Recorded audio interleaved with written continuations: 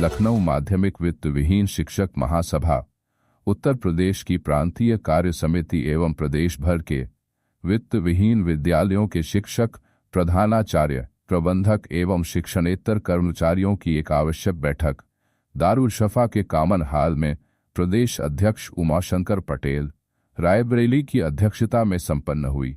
बैठक में राष्ट्रीय अध्यक्ष रामवीर सिंह यादव, अलीगढ़ एवं राष्ट्रीय उपाध्यक्ष जनार्दन यादव समदर्शी बलिया विशेष रूप से उपस्थित रहे। माध्यमिक वित्तहीन शिक्षक महासभा उत्तर प्रदेश की एक प्रदेश कार्यकारिणी की बैठक आज यहाँ पे दारुसफा में हो रही है। किन मुद्दों को लेकर ये बैठक आप लोग कर रहे हैं? जी देखिए, पहले सभी विद्यालयों को अलग धारा में मान्यताएं दी गई और ये हम लोगों की वित्तहीन मान्यताएं धारा 7 का ब्रैकेट में का में दी गई।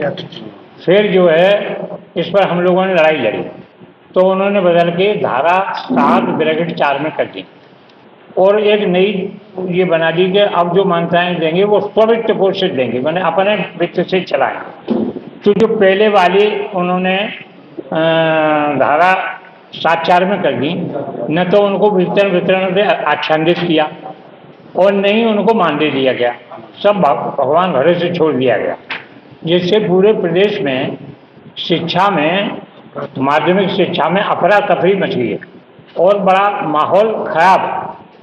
तो अब जो नवीन मान्यताएं दी जाएंगी उसमें पराभूत कोष और ये कौन सा है सुरक्षित कोष, जमीनें बढ़ाकर बहुत कर दी गई और ये स्थिति है कि अगर कोई देहाती क्षेत्र में इंटर कॉलेज, विज्ञान वर्ग, कला वर्ग और वाणिज्य तीनों से कराएगा तो कम से कम 5 करोड़ रुपया में होगी और शहर में कराएगा तो 10 करोड़ में होगी।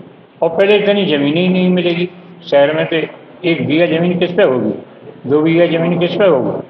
तो ये हालात ख़राब कर दिए गए, उन लोगों को वितरण से आच्छादित नहीं किया गया। अब और न मानदेय दिया गया। पिछले समय में जब समाजवादी पार्टी की सरकार थी और अखिलेश यादव जी मुख्यमंत्री थे तो उन्होंने हम लोगों को मानदेय दिया था, लेकिन वो मानदेय बाद में चुनाव हुआ और सरकार पलट गई तो वो मानदेय जो मिल रहा था वो भी बंद कर दिया, हाँ वो रोक दिया गया।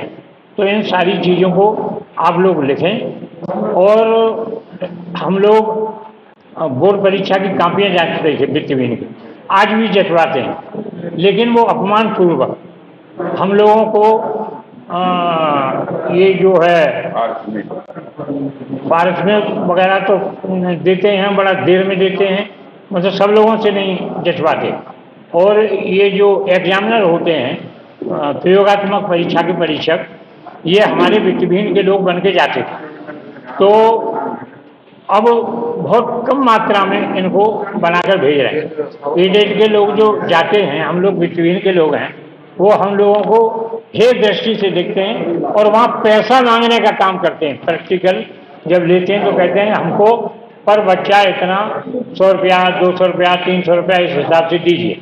तो हमारी मांग है कि हमारे लोगों को DHE बनाया जाए, हमारे लोगों से कापियाँ जटवाने का काम किया जाए, हमारे लोगों को सेंटर सुपरटेंडेंट बनाया जाए, हमारे लोगों को प्रयोगात्मक परीक्षा का परीक्षक बनाया जाए। नवीन जो मान्यताएं हो रही हैं उसमें बढ़ाया गया सुरक्षित कोष और पराभूत कोष घटाया जाए, जमीन जो बढ़ा दी गई है उसको कम किया जाए और धारा 7 काका में दी गई मान्यता जो धारा 7 ब्रैकेट में 4 में की गई है वो उनकी पॉलिसी तय की जाए। उसमें पढ़ाने वाले शिक्षक और शिक्षकेतर कर्मचारियों को वेतन वितरण से आच्छादित किया जाए और जिसको आप स्ववित्त पोषित कह रहे हैं वो उनकी भी कोई पॉलिसी तय करके किया जाए और उसमें चाहे भले ही 100 ही रुपया दे, लेकिन उसमें गवर्नमेंट का कंट्रोल जरूर होना चाहिए। दूसरी जो पाठ्य पुस्तकें हैं वो रोज नए नए बदल देते हैं, वो उससे क्या है कि